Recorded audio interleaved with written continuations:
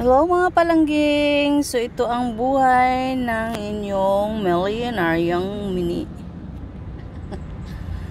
Ito yung buhay na masasabi mong masaya ako kapag natanggap ko ang sahod ko.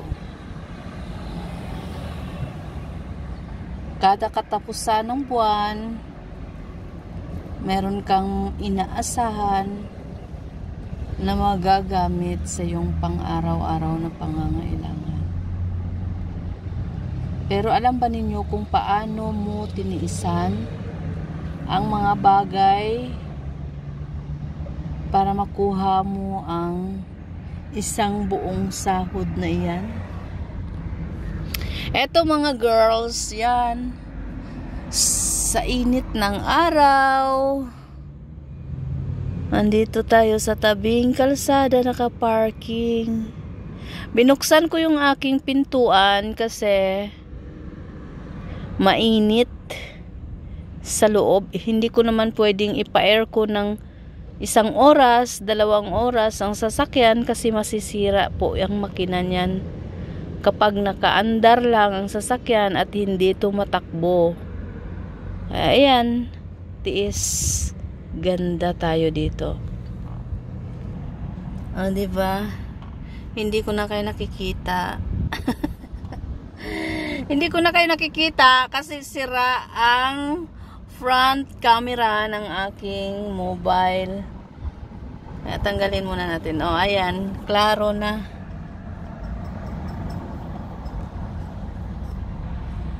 Diba mga palangga? So minsan, para kang naaawa sa sarili mo kasi bakit ganito ang naging buhay ko. Sana sa opisina ako nagtrabaho.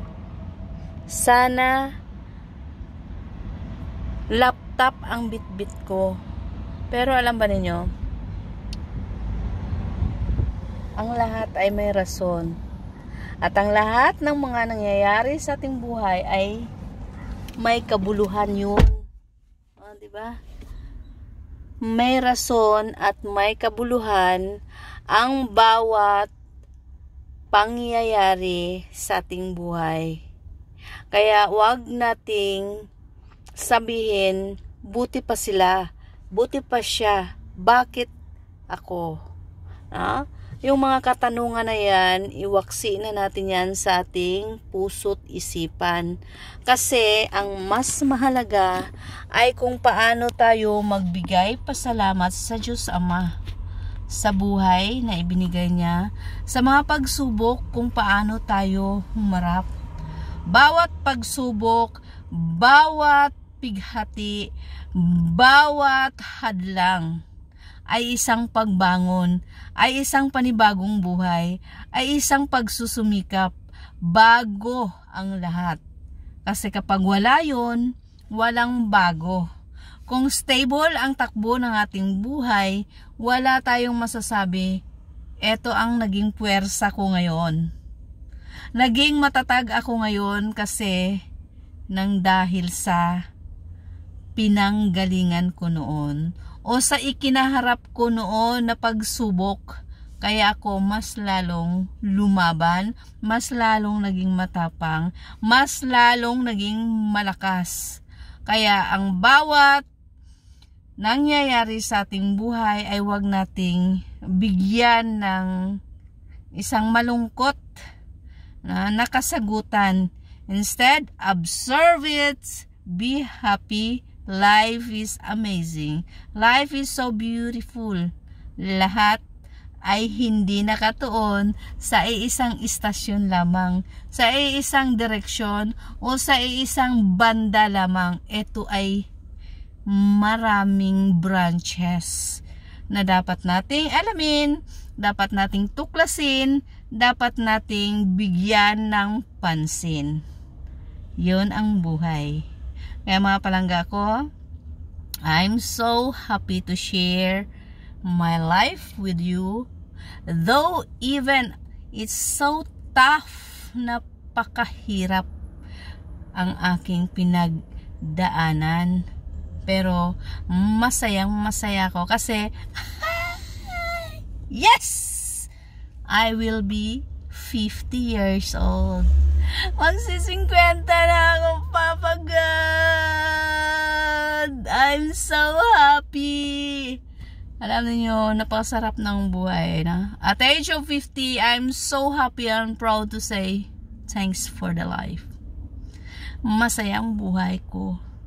Kahit bali-balik ko man ito, medyo matinik ang daan na ito, masalimuot ang daan na ito. I'm beautiful as I am. And I will say, Papa God, I'm so happy to see you soon. Diba? Kasi kapag nagkaedad na tayo, lumampas na tayo ng 50, tandaan natin na ang ating mararamdaman ay kakaiba. Meron na tayong mga anxiety, meron na tayong so much stress, so much depression, magkaroon na tayo ng rayuma.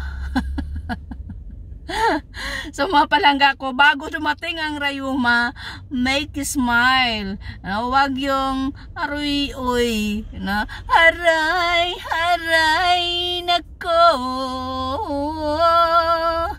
Kay sakit naman ng tuhod ko. Aray. So wag nating antayin na puro na lang yung kunot dito ang ating makikita habang tayo ay bata. Kasi darating at darating tayo sa puntong yan.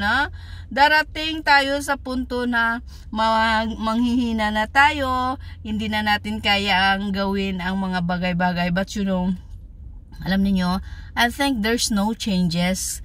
Kung talagang maging positibo lang tayo sa pananaw sa buhay, anuman ang hirap, kahit pinapawisan ako, alam niyo, grabe ng pawis ko.